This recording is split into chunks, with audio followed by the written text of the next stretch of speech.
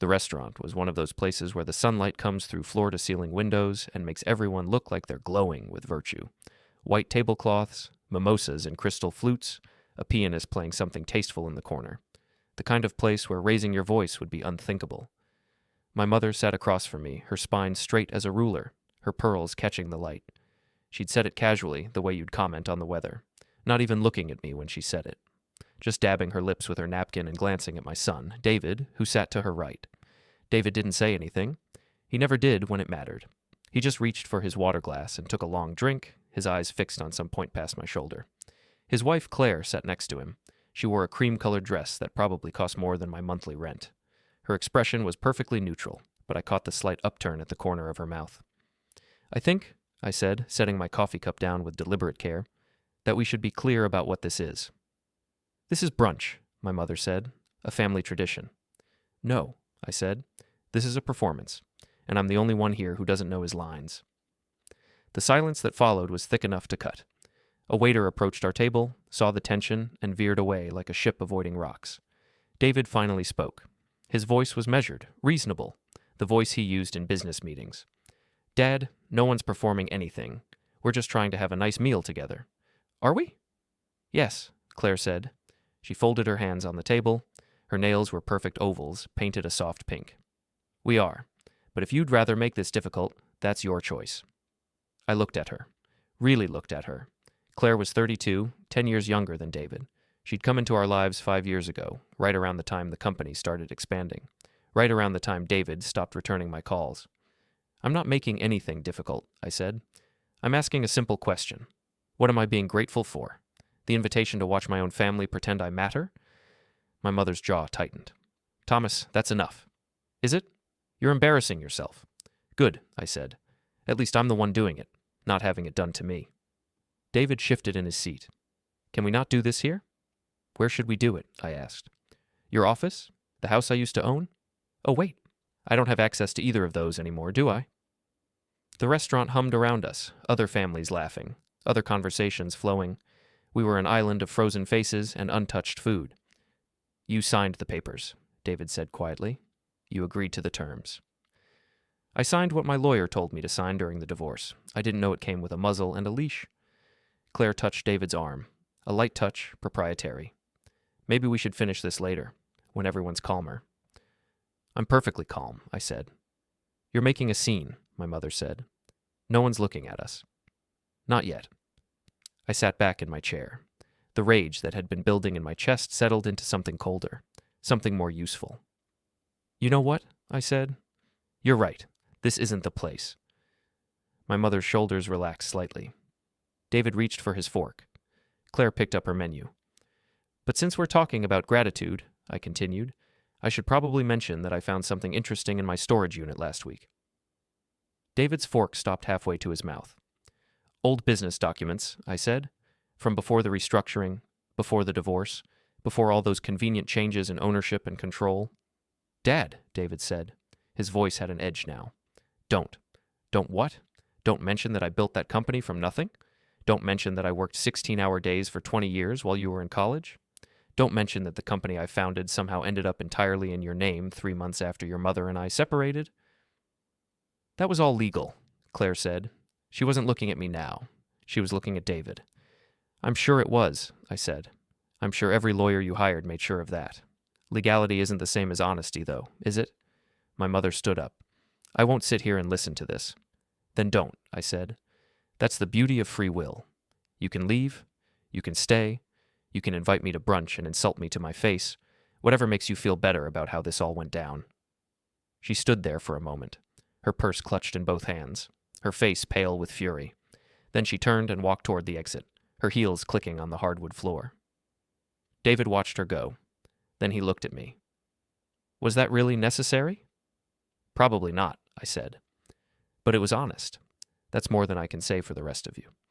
Claire leaned forward. Her voice was soft, almost gentle. "Thomas, I understand you're angry. I understand you feel like you've been treated unfairly. But this kind of behavior isn't going to change anything. It's just going to make things harder for everyone. Everyone meaning you and David. Everyone meaning this family." "I'm not part of this family," I said. "That was made very clear today.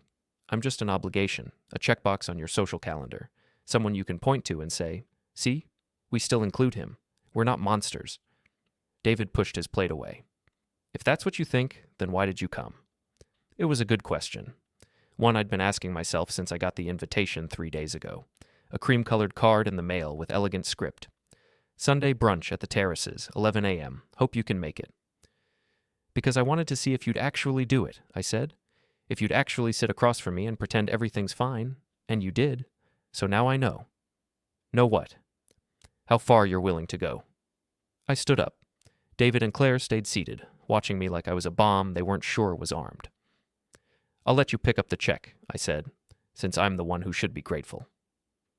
I walked out without looking back. The parking garage was underground, dimly lit, smelling of exhaust and concrete. My car was on the 3rd level, tucked between a BMW and a Mercedes. I'd parked there deliberately, fitting my 10-year-old Honda between their gleaming machines like a reminder of where I'd ended up. I was unlocking the door when I heard footsteps behind me, Claire. She walked toward me in her expensive dress and her expensive shoes, her face calm and composed. You forgot your jacket, she said, holding it out. I hadn't forgotten anything. I'd left it on purpose, but I took it from her anyway. Thanks. You made a mistake in there, she said. Which one? I made several. Mentioning the documents. I looked at her. Did I? Those documents won't help you, Thomas. Whatever you think you found, whatever you think you can prove, it won't matter. Everything was done properly. Everything was legal. You signed off on all of it. I signed off on what I was told to sign. Exactly, she said. You signed. That's all that matters. Why are you really out here? I asked. Because I like you, she said. I do. And I don't want to see you hurt yourself by pursuing something that's only going to make your life harder. How thoughtful. I'm serious, Thomas. David doesn't want this to get ugly. Neither do I. Neither does your ex-wife. We all want to move forward peacefully. Peacefully, I repeated. That's an interesting word for what you're doing. What are we doing? Erasing me, quietly, politely, making sure I don't have access to anything that matters, making sure my opinion doesn't count, making sure I'm just a name on a family tree that no one has to think about. Claire stepped closer. You chose to leave the company. You chose to step back. No one forced you. I was told I was redundant. I was told the company needed fresh leadership. I was told I could stay on as a consultant, but that David would be taking over operations. I was never told that consultant meant completely frozen out. You had 3 years to contest any of this, Claire said. You didn't. Why? Because you knew it was fair. You knew David had been running things for years. You knew you were getting older, getting tired, losing your edge. You knew it was time. Is that the story you tell yourself? It's the truth. No, I said. It's the version you need to believe so you can sleep at night. She looked at me for a long moment. Then she smiled. It was a small smile, sad almost. You're not going to win this, Thomas. Whatever fight you think you're starting, you're not going to win. You don't have the resources. You don't have the support. You don't even have the energy. All you have is anger and a box of old papers that won't change anything. Maybe, I said. But I have one thing you don't. What's that? Nothing left to lose. Her smile faded. I got in my car and drove away. That was Sunday. By Monday morning, I knew something had changed. I arrived at my apartment building at 7 a.m. after a sleepless night. There was a man standing in the lobby, dark suit, no tie, hands clasped in front of him. He looked like security but moved like law enforcement. Thomas Brennan? He asked. Who's asking? He handed me an envelope. You've been served. I opened it right there. Restraining order, filed by David Brennan, claiming harassment, threatening behavior, and emotional distress. The order prevented me from contacting him, Claire, my mother, or anyone employed by Brennan Industries. Effective immediately. I read it twice to make sure I was understanding correctly. You can't be serious, I said. The man said nothing. He'd already done his job. I went upstairs and spread the papers out on my kitchen table. The language was precise, clinical. It listed the brunch incident as evidence of erratic behavior. It cited unspecified threats made during the meal. It painted me as unstable, aggressive, potentially dangerous. There was a hearing scheduled for the following week. Until then, the temporary order stood. I called my lawyer. Voicemail. I called again an hour later. Voicemail again. I left a message asking him to call me back immediately. He didn't. I sat at my table and looked at the papers. At the signature at the bottom. David's signature. the same one he'd practiced as a teenager, trying to make it look important. This wasn't a legal move. This was a message. You wanted accuracy? Here it is. You don't exist anymore. I spent Monday going through my storage unit. 3 boxes of documents from the company's early years, financial statements, partnership agreements, and corporation papers. Everything from before the lawyers got involved. Everything from when it was just me and a borrowed office and a dream I was stupid enough to believe in. I found what I was looking for in the second box. The original operating agreement, dated 15 years ago, before the divorce, before David graduated from business school, before Claire existed in our lives. The agreement stated that I retained 51% ownership of Brennan Industries, regardless of operational control. It stated that any transfer of ownership required written consent from all partners. It stated that the company could not be sold, dissolved, or restructured without my approval. I'd forgotten about this document, or maybe I'd been encouraged to forget. Either way, here it was, signed by me, witnessed by 2 people who probably didn't even remember the day. I took photos of every page, uploaded them to 3 different cloud storage accounts, made copies, put the original in a safety deposit box at a bank across town. Then I called David. The call went to voicemail. Of course it did. The restraining order meant I wasn't supposed to contact him, but the order hadn't been finalized yet. I still had 48 hours. This is your father, I said after the beep. I found something you need to see. Call me back. He didn't call back. I tried Claire, same result. I tried my lawyer again. This time he answered. Tom, he said. His voice was apologetic in that way lawyers get when they're about to deliver bad news. I got your messages. I'm sorry I couldn't get back to you sooner. I need you to look at something. I'm not sure that's a good idea right now. Why not?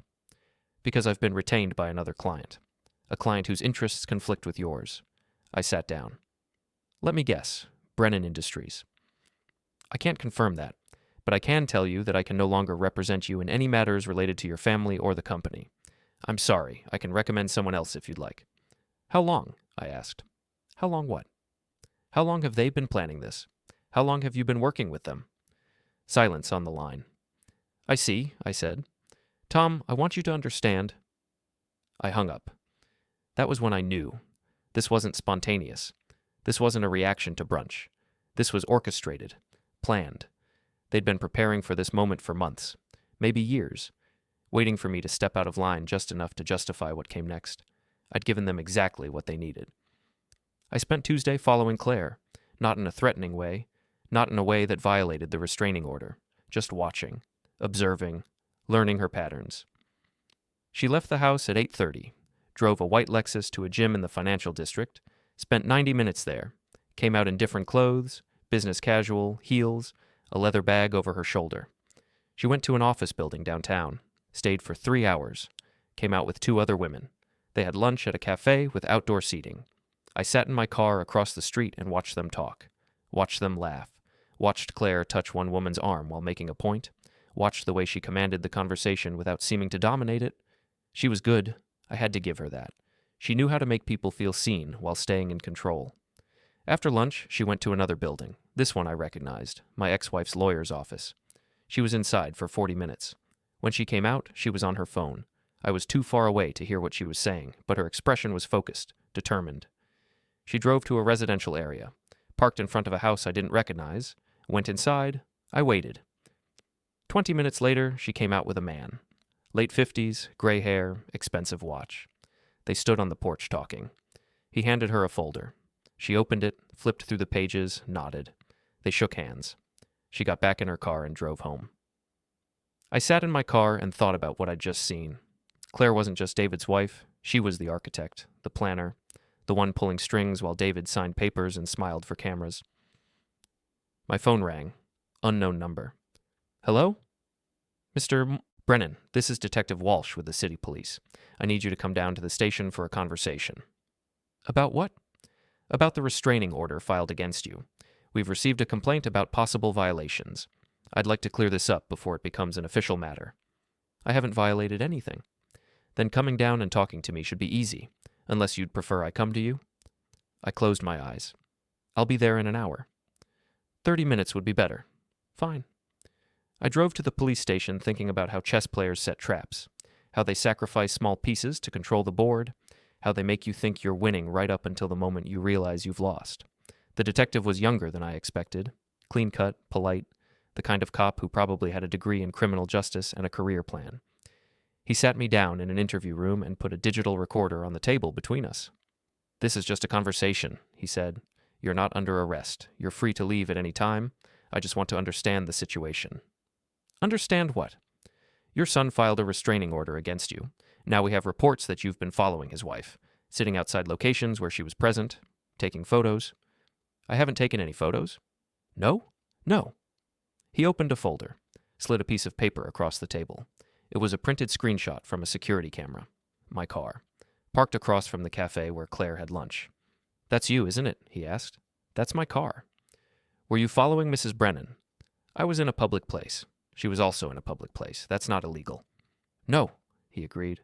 "It's not. But combined with the restraining order and the complaint your son filed about threatening behavior, it starts to look like a pattern." "A pattern of what?" "Harassment, stalking, obsessive behavior." I looked at him. "Did Claire file the complaint? Or did David?" "Does it matter?" "Yes." "Why?" "Because one of them is worried, and the other one is playing chess." Walsh leaned back in his chair. "Mr. Brennan, I'm going to be straight with you. You seem like an intelligent man. You seem like someone who understands cause and effect. So I'm asking you to think very carefully about what you're doing. Because right now, this is just a conversation. But if these reports continue, it becomes something else. Something that goes on your record. Something that affects your life in ways you probably don't want." "I haven't done anything wrong." "Then stop doing whatever it is that makes people think you have." I stood up. "Am I free to go?" "Yes." I walked out of the station into the afternoon sun, got in my car, sat there with my hands on the steering wheel. They were boxing me in, creating a narrative, building a case, not a legal case. They didn't need that. Just a social case, a story they could tell people. He became unstable after the divorce, started harassing us. We had to get a restraining order. We tried to help him, but he wouldn't accept it. By the time they were done, no one would question what happened to me. No one would ask where I went or why I disappeared from their lives. I'd be the crazy ex-husband, the bitter father, the man who couldn't let go. And maybe that was exactly what they needed me to be.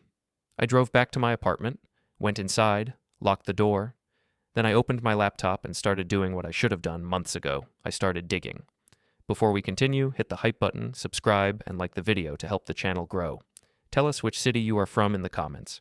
We'd love to get to know our audience better. The company records were harder to access than I'd expected. Most of the old files had been digitized and moved to a server I no longer had credentials for. But I still had login information for the accounting firm we'd used 10 years ago before David convinced me to switch to someone more modern. I logged in at 2 in the morning, downloaded everything I could find. Financial statements from 2014 to 2019, tax returns, payroll records, partnership distributions. It was all there, buried in folders with names like Archive Q3 2016 and Backup Fiscal 2018. I spent 6 hours going through it. What I found made me sick. The company hadn't been transferred to David after the divorce. It had been transferred 2 years before, slowly, quietly, share by share. My ownership had been diluted through a series of what the paperwork called operational adjustments and equity redistributions. I'd signed off on all of it. I remembered that part. David had brought me the papers with explanations about tax efficiency and growth strategies. He'd used words like optimization and restructuring for scale. I'd trusted him. I'd signed. What I hadn't known was that each signature was giving away a piece of what I'd built. By the time the divorce happened, I owned less than 20% of Brennan Industries. The final transfer had been a formality. I sat back in my chair and stared at the screen. This had been planned. Not for months, for years. David hadn't suddenly decided to take over. He'd been taking over the whole time, one document at a time, one signature at a time. And I'd let him. I printed everything, 300 pages, put them in a folder, made digital copies on 2 USB drives. Then I called the one person I thought might still take my call. Marcus Webb had worked for me 15 years ago. He'd been our head of operations back when the company was small enough that everyone knew everyone else's name. He'd left when David started expanding, said he didn't like the direction things were going. We'd stayed in touch. Christmas cards, the occasional email. He answered on the third ring. "Tom? Jesus, it's 5 in the morning. I need a favor." "What kind of favor?" "The kind where you don't ask questions and I don't tell you lies." Silence. Then, "Where do you want to meet?" We met at a diner off the interstate, the kind of place that serves coffee in thick white mugs and has laminated menus with too many options. Marcus was already there when I arrived, sitting in a booth near the back, a newspaper open in front of him. He looked older than I remembered, gray at the temples, lines around his eyes, but his handshake was firm. "You look like hell," he said. "I feel worse." He ordered coffee. I ordered the same. The waitress filled our cups and left us alone. "So?" Marcus said. "What kind of trouble are you in?" "The kind that doesn't have a good ending?" "David, Claire, my ex, my mother. Take your pick." I told him everything, the brunch, the restraining order, the documents I'd found, the pattern of control and erasure. He listened without interrupting, his expression neutral. When I finished, he drank his coffee and looked out the window. "You know what you're describing," he said. "What?" "A coup, a corporate coup. They didn't fire you. They didn't force you out. They just made you irrelevant and waited for you to realize it." "That's what it feels like." "It's what it is," Marcus said. "I saw this starting when I was still there. The way David started making decisions without you. The way he'd bring in Claire for meetings and position her as his advisor. The way your ex started showing up more often, having private conversations with the board members. I told you about it, remember?" I did remember. Vaguely. Marcus had mentioned something about watching my back. I'd dismissed it. I'd thought he was being paranoid. "I should have listened," I said. "Yeah, you should have. But you didn't, and now here we are. So what do you want from me?" "Information, access, anything you can give me about what the company's doing now, who's making decisions, where the money's going." "Tom, I haven't worked there in 5 years." "But you still know people who do." He didn't deny it. "I need to understand what I'm up against," I said. "I need to know if this is just about pushing me out or if there's something bigger." "There's always something bigger," Marcus said. "Question is whether you're ready to find out what it is." "I'm ready." He looked at me for a long moment. Then he pulled out his phone. "I'll make some calls," he said. "But Tom, whatever you're planning, be careful. These people have resources. They have lawyers. They have reputation on their side. You're one man with a box of old papers and a grudge." "I know." "Do you? Because from where I'm sitting, you look like someone who's about to do something stupid." "Probably." That's what I thought. He stood up, left a 20 on the table. "I'll be in touch." He walked out.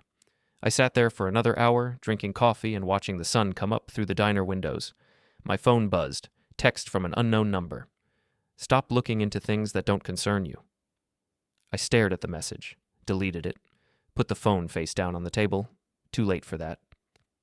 Marcus called me 3 days later. "I talked to some people," he said. "You're not going to like what I found." "Tell me." "Brennan Industries is about to go public. IPO planned for early next year.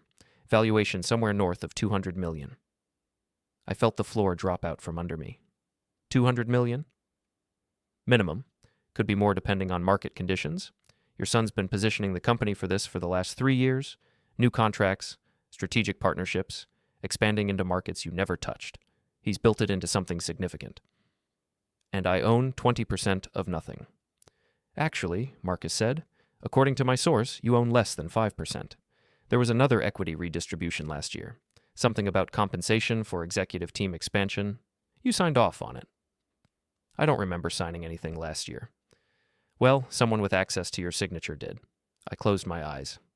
"That's fraud." "Only if you can prove you didn't sign it. And if you've been signing documents for years without reading them carefully, which, let's be honest, you probably have, good luck making that case." "So, they're about to make $200 million, and I get nothing. You get your 5%, which, after taxes and fees and whatever David decides to distribute to shareholders, might be $5 or $6 million, if you're lucky. That's not the point. I know it's not, but it's what you've got." I thanked him and hung up. $6 million. A year ago, that would have seemed like a fortune. Now it felt like an insult, like a tip you leave for service you didn't want. I sat at my kitchen table and did the math. $200 million. David's share would be massive. Claire's too, probably. I was sure she'd positioned herself to get a piece of the payout. My mother would get something. The board members would get their bonuses. And I'd get $5 million for 20 years of building something from nothing. The rage that hit me was white-hot and surgical. I'd started that company in a rented office with borrowed equipment and a handful of contracts I'd hustled for. I'd worked 100-hour weeks. I'd missed David's childhood for it. I'd sacrificed my marriage for it. I'd poured everything I had into building something that would last. And now David was going to sell it. Take it public, cash out, move on, without even telling me. I pulled out my phone and called David. The restraining order had been formalized, but I didn't care anymore. Voicemail. "This is your father," I said. "I know about the IPU. I know about the valuation.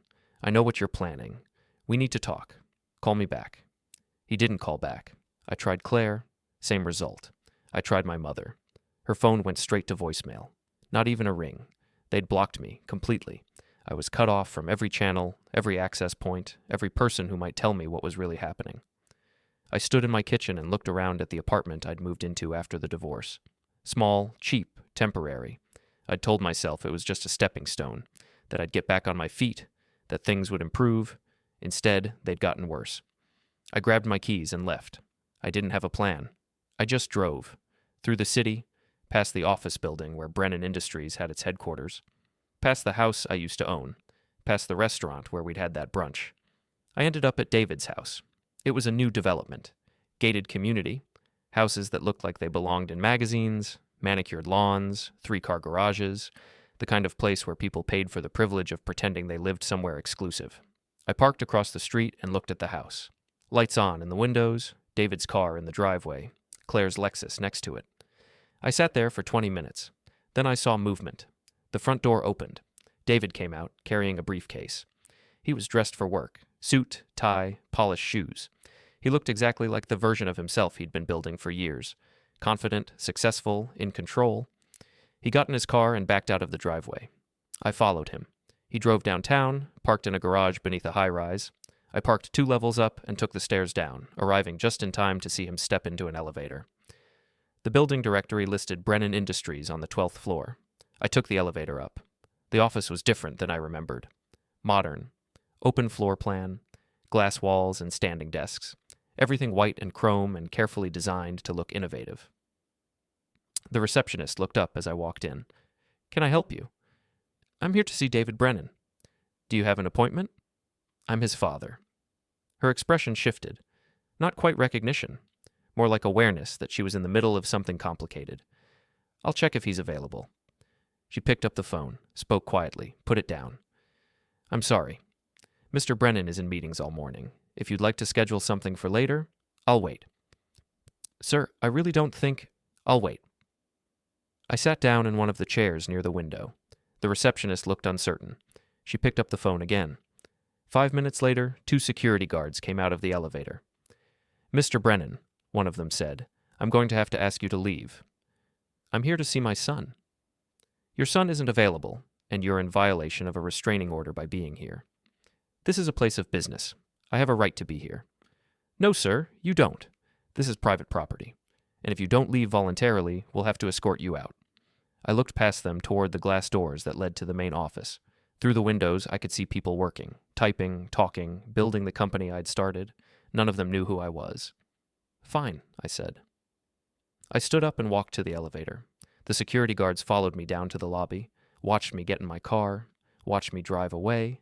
I made it 3 blocks before I had to pull over. I sat in a parking lot with my hands shaking on the steering wheel, my breath coming in short gasps.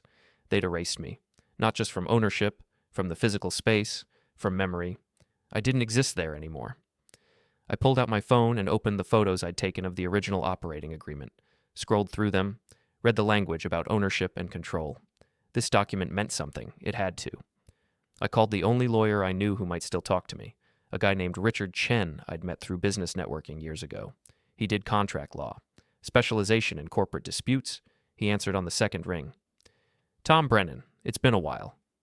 I need your help." "What kind of help?" "The kind where I pay you to tell me if I have a case." "Against who?" "My son." Silence. "I'll send you the details," I said. "But I need to know. Can you meet today?" "I can meet tomorrow, 4 p.m., my office. I'll be there." I hung up and drove home. That night, I couldn't sleep. I lay in bed staring at the ceiling, thinking about patterns, about how you don't notice you're being erased until most of you is already gone, about how the people who love you can hurt you worse than enemies ever could because they know exactly where to cut. At 3 a.m., I got up and went through the documents again, looking for anything I'd missed, any detail that might matter. I found it in a contract from 8 years ago, a partnership agreement David had signed with a private equity firm. The firm had provided capital for expansion. In exchange, they'd taken a minority stake in the company. The contract had a clause about ownership transfer. It stated that any existing shareholders had to approve new equity distributions. All shareholders, including me. I'd never approved the equity redistributions from the last 3 years, which meant they were invalid, which meant my ownership stake was higher than they'd told me. I read the clause 3 times to make sure I was understanding it correctly. Then I started laughing. It wasn't a happy laugh. It was the kind of laugh that comes when you realize you've been underestimated, when you realize the people who thought they'd beaten you made a mistake. A small mistake, but big enough. I met with Richard Chen at 4 p.m. the next day. His office was in a converted warehouse downtown. Exposed brick, high ceilings, the kind of place that charged by the hour and made you feel like you were getting something sophisticated. Chen was in his 50s, sharp suit, sharper eyes. He gestured for me to sit. "Show me what you have." I laid out the documents, the original operating agreement, the partnership contract, the equity redistributions, everything. He went through them methodically, taking notes, asking questions. His expression gave nothing away. After an hour, he sat back. "You have a case." "How strong?" "Strong enough to make their lives difficult, maybe strong enough to win. Depends on a lot of factors. How good their lawyers are, what documentation they have, whether you can prove you didn't knowingly consent to the changes. What would winning look like? Best case? The equity redistributions are invalidated. Your ownership reverts to what it was under the original agreement. You regain majority control of the company. And worst case? You spend a lot of money on legal fees and lose. The court finds that you had adequate opportunity to review the documents and that your signature constitutes consent. You end up with what you have now, 5% and a reputation for being litigious. What do you think my chances are? 40%, maybe 50. It's a coin flip." I looked at the documents spread across his desk. "What would you do?" I asked. "In your position?" "Yes. I'd settle. I'd take this to David and tell him you want a fair distribution, something closer to 20 or 30%. You'd still be a minority shareholder, but you'd have enough leverage to force them to negotiate. You'd walk away with real money.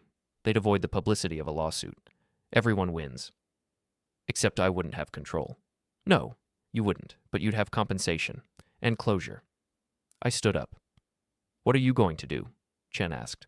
"Something stupid." "I was afraid you'd say that." I paid him his consultation fee and left. I spent that night planning. Not a legal strategy, not a settlement, something else. If I couldn't win in court, I'd win somewhere else. Somewhere they couldn't control the narrative or buy their way out. Somewhere public, visible, permanent. The IPO was scheduled for March, 3 months away.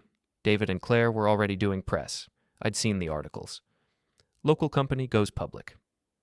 Success story built on innovation and family values. Family values. I opened my laptop and started writing. Not a legal document, not a complaint, a story, the real story. From the beginning. How I'd started the company. How I'd built it. How I'd trusted my son. How he'd slowly, methodically taken it away. I wrote for 6 hours straight. Didn't stop to edit. Just let it pour out. When I finished, I had 20 pages. Raw, angry, true. I saved it, copied it, sent it to myself in 3 different email accounts. Then I started researching journalists. Angela Torres published the story at 2 p.m. I was sitting in my apartment refreshing her publication's website when it went live. The headline was perfect. Family business or family betrayal. Upcoming IPO raises questions about corporate control. She'd done good work. The article laid out everything, the equity transfers, the questionable signatures, the exit strategy.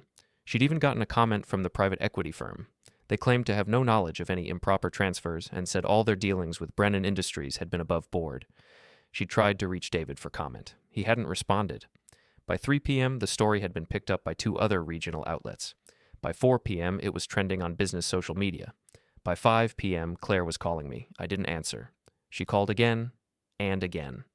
Then David called. Then my mother. I turned my phone off. At 6 p.m., someone knocked on my door. I looked through the peephole. Claire, standing in the hallway wearing the same coat from the park. Her face was tight with fury. I opened the door. "You stupid, stupid man," she said. "Hello, Claire. Do you have any idea what you've done?" "I have some idea. You've ruined everything. The IPO is in jeopardy. The investors are asking questions. The board is panicking. David is. She stopped. Took a breath. This can still be fixed. If you retract the story, if you say you were misquoted, if you... No. Tom, please, I'm asking you. Person to person. Not as adversaries. Just as two people who want this to end. Please, retract it. Why would I do that? Because otherwise this destroys everyone. You included. You think you're going to come out of this looking good? You're the bitter ex-husband who hacked into company systems and leaked confidential information. You're going to be a pariah. Maybe, but at least people will know the truth. The truth? She laughed. It was a harsh sound. The truth is, you're a vindictive old man who can't accept that he's irrelevant. That's the truth that matters. That's the truth people will remember. We'll see. She stared at me. I tried to be kind. I tried to give you a way out. But you've chosen this. So fine. Have it your way. But don't say I didn't warn you. She turned and left. I closed the door and sat down on my couch. My hands were shaking. Not from fear, from adrenaline. From the raw exhilaration of having finally done something instead of just letting things happen to me. The article was out there. The truth was public. Whatever came next, at least it would be in the open. I turned my phone back on. 43 missed calls, 67 texts, most from numbers I didn't recognize. Reporters, probably. People wanting comments, clarifications, interviews. One text stood out. From Marcus Webb. Holy shit, Tom. Call me. I called him. Are you insane? He asked. Possibly. Do you know what you've just started? A war I can't win. I know. Then why? Because losing honestly is better than winning by staying silent. He was quiet for a moment. What do you need? Information, support, a place to stay if this gets worse. You can stay with me. I have a spare room. Pack a bag, come over tonight. You don't have to do this. I know, but I'm going to anyway. Someone needs to watch your back. I packed a bag. As I was leaving my apartment, I saw a man standing in the parking lot. Dark suit, no expression. He didn't approach me, just watched. I got in my car and drove to Marcus's place. He lived in an older neighborhood, small houses with yards, the kind of place where people knew their neighbors and didn't lock their doors. He met me at the door with a beer. You look like hell, he said. I feel worse. He led me inside. The house was comfortable, worn furniture, books everywhere, a dog sleeping on the couch. Make yourself at home, he said. Stay as long as you need. I put my bag in the spare room and came back to the living room. We sat in silence for a while, just drinking beer and not talking. Finally, Marcus said, What's the end game here? I don't have one. You must have some idea of what you want. I want them to admit what they did. I want it on record. I want people to know. And then what? I don't know. You should figure that out, because right now you've damaged them. You've hurt the IPO. You've created doubt, but you haven't won. They can still recover from this. They can spin it. They can frame you as the villain and themselves as the victims. Unless you have a next move, this ends with you destroyed and them wounded but alive. What would you do? I'd find something they can't spin. Something so concrete, so undeniable, that they can't explain it away. And I'd release it at the worst possible moment. Like what? Like proof that the signatures were forged. Like testimony from someone inside who can confirm it.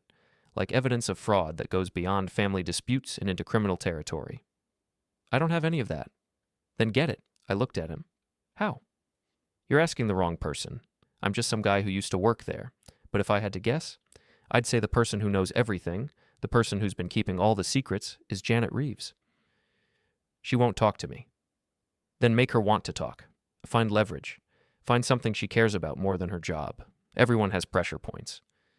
I thought about Janet. What I knew about her. She'd been with the company for over a decade. She had a daughter, a mortgage, a reputation in the industry. What would make her risk all of that? The answer came to me slowly. Not leverage. Protection. If she was worried about being blamed for the forged signatures, if she thought she might be the fall guy when this all came apart, she might talk in exchange for immunity. I pulled out my laptop and started drafting an email to Angela Torres. What if, I wrote, the CFO was willing to testify in exchange for protection from legal consequences? What if she could confirm the signatures were forged and that she was ordered to create the documents? Angela responded within 10 minutes. If you can get her to go on record, I can run a follow-up story that would be devastating. but she'd need real protection. Legal representation, immunity deal. Can you get that? I called Richard Chent. Tom, I saw the article. I assume you're calling because you need a lawyer. Not for me, for Janet Reeves. The CFO? Yes.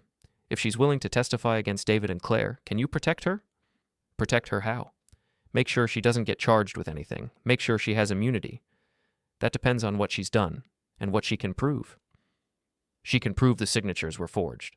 She can prove David ordered her to create false documents. She can prove the equity transfers were fraudulent. Chen whistled. If that's true, she needs protection. There's real protection. I can help. But she has to come to me. I can't approach her. What if I convince her to call you? Then I'll take her on. No fee. This kind of case, if it's as big as you're saying, the publicity alone would be worth it.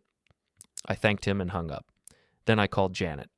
It rang 4 times before she picked up. Tom, I told you. Listen to me. The story is out.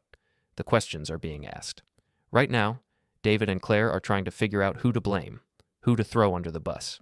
And Janet, you're the most obvious target. I didn't do anything wrong. You created documents with forged signatures. Even if you were ordered to do it, you're the one who did it. If they need a scapegoat, you're it. She was quiet. But, I continued, if you talk first, if you tell the truth and cooperate, I have a lawyer who can get you immunity, full protection. You testify about what happened and you walk away clean. They'll destroy me. They're going to destroy you anyway. At least this way you control the narrative. I need to think. You have until tomorrow morning. After that, they'll have already decided who to blame, and it won't be them. I hung up. Marcus looked at me. That was cold. It was true. Still cold. I'm not trying to be kind. I'm trying to win. He raised his beer. Then here's to winning ugly. We drank. That night, I couldn't sleep again. I lay in Marcus's spare room listening to the house settle around me, thinking about Janet, about whether she'd call, about what would happen if she did. At 3 a.m., my phone buzzed. Text from Janet. I'll do it. Give me the lawyer's number. I sent her Richard Chen's contact information. Then I sent Chen a message letting him know to expect her call. By morning, it was done. Janet had agreed to testify. Chen had drafted a protection agreement. Angela Torres had a new story ready to publish. This one would be worse than the first. This one would be fatal. I met Angela at the same coffee shop as before. When are you publishing? I asked. Tomorrow, Friday, right before the weekend. Maximum damage. Minimum time for them to prepare a response before Monday's press conference. Good. Tom, you know this ends your relationship with your family, right? There's no coming back from this. I know. And you're okay with that? I stopped having a family months ago. I just didn't know it yet. She looked at me with something that might have been pity. I'll send you a link when it goes live, she said. I left the coffee shop and drove around the city. No destination, just driving, looking at the buildings, the people, the life happening all around me like I wasn't in the middle of burning my own world down. I ended up at the office building where Brennan Industries had its headquarters. I parked across the street and looked up at the 12th floor. Lights were on. People were working, building the company, preparing for the IPO. Believing in the future David had sold them. None of them knew what was coming. Tomorrow, everything would change. Tomorrow, the second article would publish. Tomorrow, Janet's testimony would go public. Tomorrow, the world would know that David Brennan had built his success on fraud. I sat there until the sun started to set, until the lights in the building began to go off one by one, until the workers went home to their families and their lives. Then I drove back to Marcus's house. It's done, I told him. Are you ready for what comes next? No, but I'm doing it anyway. He nodded. That's as ready as anyone ever is. We ordered pizza and watched old movies until midnight, trying to pretend tomorrow wasn't coming, trying to pretend I hadn't just set in motion something I couldn't stop. But I had. And when I finally fell asleep, I dreamed of fire. The article published at 8 a.m. Friday morning. The headline, CFO testifies, Brennan Industries IPO built on fraud. Angela had done devastating work. She had Janet's full testimony, specific dates, specific documents, specific instructions Janet had received from David and Claire about creating false records and forging signatures. She had email evidence, recorded phone calls Janet had saved, everything documented and verified. The article didn't speculate, it didn't suggest, it stated facts. David Brennan had systematically defrauded his father out of company ownership through forged documents and false statements. He had done it with Claire's help and with the knowledge of several board members. He had planned to use the IPO to cash out and disappear before anyone discovered the truth. By 9 a.m., the story had been picked up by national business outlets. By 10 a.m., the private equity firm had issued a statement withdrawing their support for the IPO. By 11 a.m., 3 board members had resigned.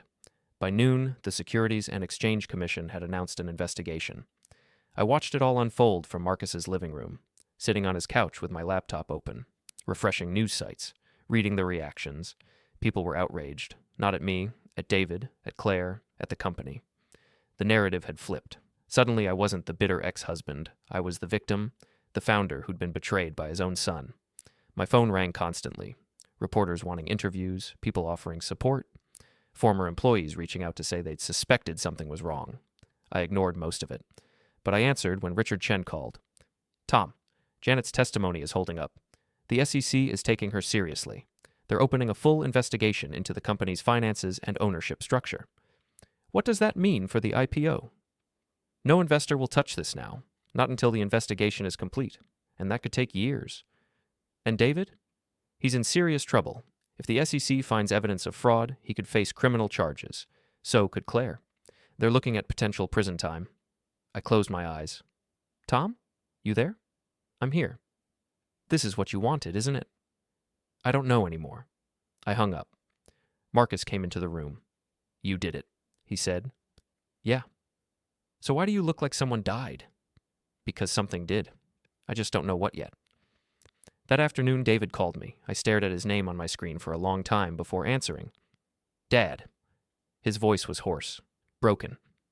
"David, why did you do this?" "You know why." "I was trying to build something bigger than what you started, something that could last. By stealing it from me. I didn't steal anything. I earned it. I worked for it. I turned your small company into something worth hundreds of millions. You were going to let it stay small. You were going to let it die. I saved it. You erased me. I moved forward. There's a difference." "No, David, there isn't. You can tell yourself whatever story you want, or you can pretend you were doing the right thing, but we both know the truth. You wanted what was mine, and you took it, and you thought I'd never fight back. You've destroyed everything." "No, you did that. I just made sure everyone knew." He was quiet. I could hear him breathing on the other end of the line. "I'm your son," he said finally. "I know. And you did this anyway. Yes? Then you're not my father anymore." He hung up. I sat there with the phone in my hand. Marcus was watching me from the doorway. "You okay?" "No, but I will be." That night, I got drunk for the first time in 20 years. Marcus joined me. We sat on his back porch with a bottle of whiskey and watched the stars come out. "You know what the worst part is?" I said. "What?" "I still love him. After everything. After all of it. I still love my son. That's not the worst part. That's the human part. It feels pretty terrible. It's supposed to. That's how you know you're not the villain in this story. I'm not the hero either. No. You're just a guy who got screwed over and fought back. That's not heroic. It's just honest." We drank until the bottle was empty. Then we went inside and passed out in our respective rooms. I woke up Saturday morning with a headache and 57 new messages. Most were from reporters. A few were from lawyers. One was from my mother. "You've broken this family. I hope you're satisfied." I deleted it without responding. Angela Torres had sent me a message asking if I wanted to do a televised interview. A major business network wanted to talk to me about the case. I told her yes. If I was going to burn everything down, I might as well do it thoroughly. The interview was scheduled for Monday morning, the same day as David's planned press conference. Angela had arranged it deliberately. Maximum impact. I spent the weekend preparing, going over my story, making sure I could articulate everything clearly, factually, without emotion. Richard Chen helped me. He came over Sunday afternoon and ran through potential questions. "They're going to try to make you look vindictive," he said. "I am vindictive. But you're also right. Focus on the facts. Focus on the documents. Don't let them make this about personal grievances." "It is about personal grievances." "No, it's about fraud. It's about a son who stole from his father. Keep that clear." We practiced for 3 hours. By Sunday night, I was ready. Marcus drove me to the studio Monday morning. "You sure about this?" he asked. "Too late to turn back now?" "That's not an answer. It's the only one I have." The studio was bigger than I expected. Cameras everywhere, lights, people rushing around with clipboards and headsets. I was taken to makeup, then to a green room, then finally to the set. The interviewer was a woman named Catherine Morrison. She was known for being tough but fair. She shook my hand and told me to relax. "Just tell your story," she said. "I'll ask questions. You answer honestly. That's all this is." The cameras went live. Catherine introduced me, gave the background, then turned to me. "Mr. Brennan, your son was planning to take your company public. Now that IPO is in jeopardy, the SEC is investigating. Your son may face criminal charges. Some people would say you've destroyed your own family's future. What do you say to that?" The SEC investigation moved faster than anyone expected. They had Janet's testimony, they had the documents, they had email trails and phone records, they had everything they needed to build a case. 2 weeks after my interview aired, they announced their findings. David Brennan and Claire Brennan had committed securities fraud through the systematic forgery of ownership documents. They had misrepresented the company's ownership structure to investors. They had planned to use the IPO to enrich themselves while minimizing Thomas Brennan's rightful share. The findings recommended criminal prosecution. The news broke on a Wednesday afternoon. I was at Marcus's house when my phone started going crazy. Messages from reporters, from lawyers, from people I hadn't spoken to in years. One message stood out. It was from David. "I need to see you, please." I stared at it for a long time. Then I texted back. "Where?" "Our old office. The first one. Where we started." The building was still standing. Barely. It was in an old commercial district that hadn't been updated in 20 years. Cracked parking lot, faded signs, windows that needed washing. We'd rented the second floor back when the company was nothing but an idea and a prayer. I drove there alone, parked in the same spot I used to park in 15 years ago. David was already inside, sitting on the floor in what used to be my office. The space was empty now. No furniture, no equipment, just dust and memories. He looked up when I came in. "Thanks for coming," he said. I sat down across from him. We didn't speak for a while, just sat there in the empty room where I'd built the foundation of everything that came after. "I'm going to prison," David said finally. "Probably." "Claire too?" "Yes. The lawyers say we might get 5 years, maybe more." "I'm sorry." He looked at me. Are you really sorry? Or is this exactly what you wanted?" "I wanted the truth. This is what the truth costs." "The truth," he repeated. "You destroyed everything for the truth. The company is finished. Our reputation is gone. Our family is shattered. Was it worth it?" "I don't know yet." "When will you know?" "Maybe never." He laughed. It was a hollow sound. "At least you're honest." "That's all I have left." We sat in silence again. "I didn't mean for it to go this way," David said. "I really didn't. I just wanted to build something great, something that would outlast both of us. I thought I was doing the right thing. By stealing from me? By moving past you. You were stuck. You were comfortable. You didn't want to take risks. I saw what the company could be, what it should be, and you were holding it back. So you erased me. I tried to ease you out, gently. I thought you'd be relieved. I thought you'd enjoy retirement. I didn't think you'd fight. You didn't think I'd notice, you mean? Maybe. Maybe I thought you'd notice and not care. That you'd take the money and the freedom and be happy, but you cared. You cared so much that you destroyed everything to prove a point. The point being that what you did was wrong. Was it? Was it really wrong? Or was it just business? Hard business, the kind you were never willing to do. I looked at my son, at the man he'd become, successful, ruthless, broken. It was both, I said. It was wrong. And it was business. That doesn't make it right. No, I guess it doesn't. He stood up, walked to the window, looked out at the parking lot. Claire's filing for divorce, he said. I'm sorry. She says she can't be married to someone who's going to prison. She says it would damage her reputation, her career. She's already hired lawyers to make sure she keeps her share of everything. Of course she has. She was the one who planned most of it, you know. The equity transfers, the forged signatures, the whole strategy. I just went along with it. I thought she was brilliant. I thought she was helping me build something great. She was helping herself. Yeah, I see that now. He turned back to me. I hate you, he said, for what you did, for exposing everything, for destroying my life. I hate you so much I can barely stand to look at you. I know. But I also understand why you did it. And that makes it worse. Because if I were you, I probably would have done the same thing. Probably. So where does that leave us? I don't know. Me neither. He walked toward the door, stopped. For what it's worth, he said, you were right. About the company, about the truth, about all of it. I just wish being right didn't have to cost so much. It always does. He left. I sat in the empty office for another hour, thinking about beginnings and endings, about the moment I'd signed the lease on this space, about the hope I'd felt, the possibility. All of it was gone now. I'd burned it all to prove a point, and I still wasn't sure if it had been worth it. The trial happened 6 months later. I didn't attend, but I followed the news coverage, watched the proceedings from Marcus's living room. David pleaded guilty to securities fraud. Claire did the same. They'd both made deals with prosecutors, reduced sentences in exchange for full cooperation and restitution. David was sentenced to 3 years in federal prison. Claire got 2.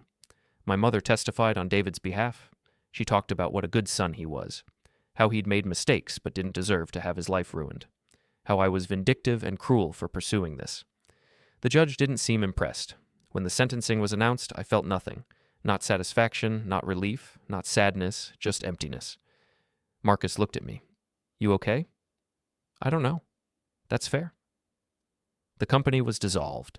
Assets were sold off to pay creditors and legal fees. What little was left was distributed to shareholders. I got a check for $3 million, less than I would have gotten from Claire's settlement offer, less than I would have gotten from the IPO. But mine, legally mine, proven to be mine. I deposited it and tried to figure out what to do with the rest of my life. Angela Torres called me a few weeks after the trial ended.